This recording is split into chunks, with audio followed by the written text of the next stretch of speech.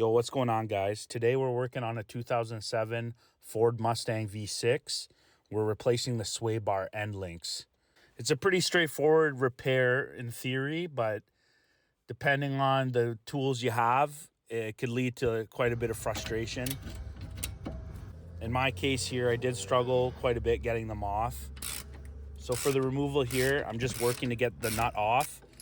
In the case of how this sway bar end link is designed, I'm using vice grips and anything I can to secure the actual bolt so I can work just solely on that thread.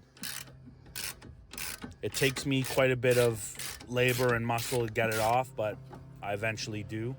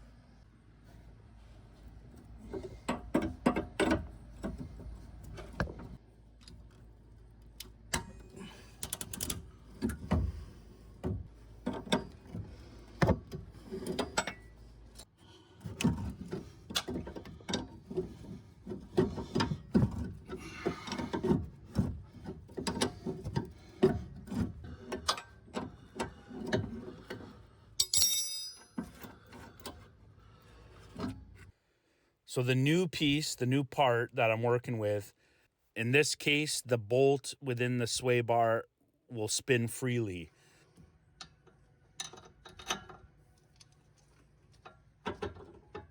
So it has a hex nut at the end that you can secure with a wrench while you tighten the bolt itself. Unfortunately, in my case, I didn't have a ratcheting wrench for the proper size, so I had to spend the extra time holding that hex nut with one wrench and with a traditional wrench working to go on and off to tighten the nut.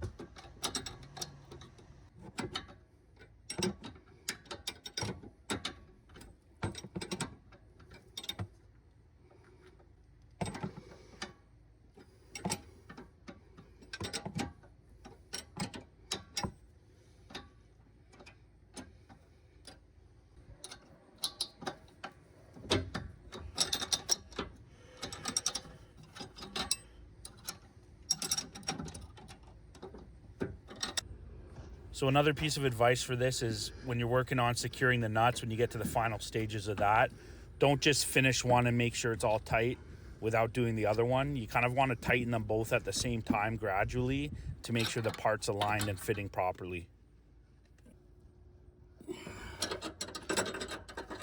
So like I said, we're doing both the sway bar end links for the front side of the car. So not to get too deep and philosophical here, but for the second sway bar end link, I had a really hard time getting it off. You know, it just goes to show you something so simple and easy as two bolts turns into a living nightmare, and you're frustrated, you're beating yourself up.